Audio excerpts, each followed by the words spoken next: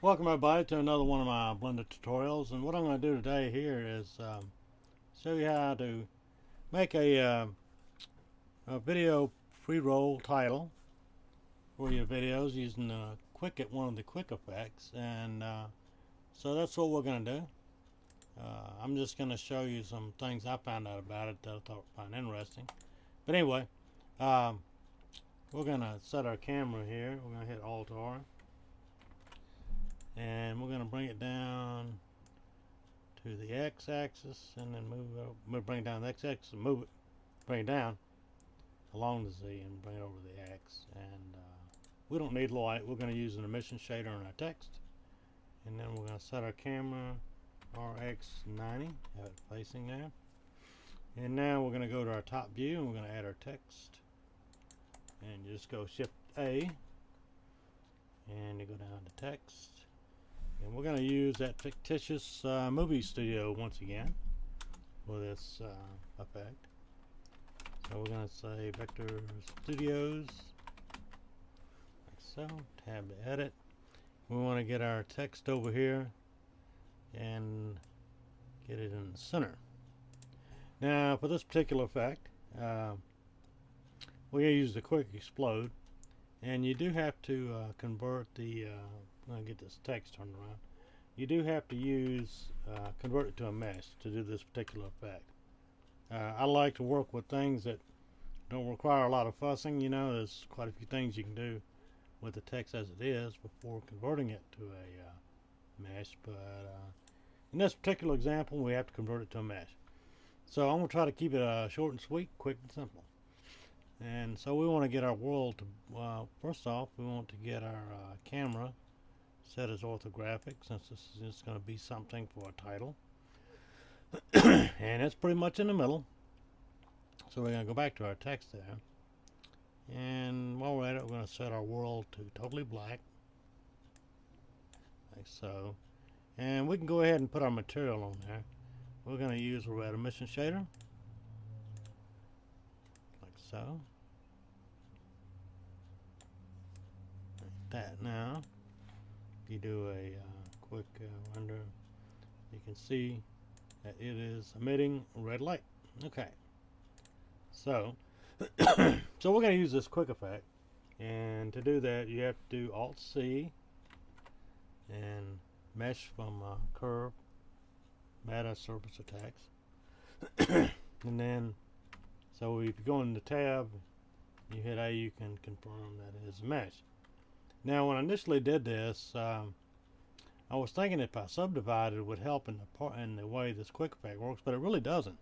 So you can just go straight from here, and of course we're going to set this to 90 frames to start off, and we want to use this in a video, so we're going to need 30 frames a second. And this is all so you can set it up before you render it. And really all you have to do is you go over to object and just make the quick effect, say quick explode, and then you can drag this out a little bit. And it already puts a particle system on there. And one thing, first off, when you're doing something like this, unless you just want it to fall down, which it will do with gravity, it's just going to fall down like that. You go back here and you just set that to 0. Now depending on how many particles you want to fly out, you can simply do that, and you got it. And it looks like we need to increase the lifetime here because we only got 50, so we'll just we'll add 90 to that and make it 140. Alright, so what it'll do, it will explode and the particles will remain. Now something I wanted to find out here is, when I was doing this, I wanted to see if I could make this a little more interesting, but apparently you cannot animate the numbers feature. I was thinking maybe I could delay the explosion coming in to the animation, having it hold at frame 10, you know, before it starts, but apparently you can't do that. You can change the start here. You can go negative, but you can't go positive. And well, you can't do a direct entry in there. That's one thing. If you go here, you get really big numbers. But if you try to go in here and just say 20, it doesn't work. And I was thinking that maybe somehow or another you could just wait. And another thing, I think if I could animate it, I could have it like come back together before it ended. But you cannot. So you cannot animate this feature here. And I thought that'd be interesting. So if I'd hit I here, it says count property cannot be animated. Okay. So anyway, I'm going to put this up to 10,000. And so we'll get a very granular type effect here. And there you go. And of course, it's a good idea if you think you got it all wrapped up and you got it like you want it. Where is it? Where is the bake? I think it's under particle systems. No, maybe it's under the physics. No. Anyway, you can once you kind of get it finalized. I don't see it.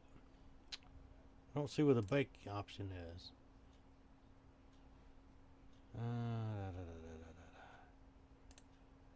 Should be here somewhere. Some collapse this, collapse. Oh, okay. No, that's not it. Don't see it. Maybe it's under cache. Oh, there it is. Yeah, yeah, under your cache button. Once you figure that you got it like you want it, you can bake all this, and it'll kind of finalize it. But actually, I can, I just what I did, I just rendered this, and it came out fine. But this will bake everything, and it will fix all your settings for your numbers, your start, and your lifetime. It'll keep those numbers fixed once you do that. So anyway, I'll show you an example of what I did here, and why I wanted to find out if I could delay the missions. I haven't found that out, but this is the I made the title here. Let's see where it's at. Oh, here it is. But this is what it looks like. Let me drag this out here real quick. Expand it. So that's it. That's what I actually did to save myself a little time. I sent this to an online rendering service called raypump.com, and they got it. It probably would have taken me about an hour on my desktop to do it, but they had it wrapped up in about 3 minutes. So anyway, that's how you do this. What this looks like when you finish, and will be in the title of the video. So I hope you enjoyed watching the video. If you have any comments or suggestions or questions, hit me up in the comment thing, and please subscribe. And thanks for watching. We'll see you later.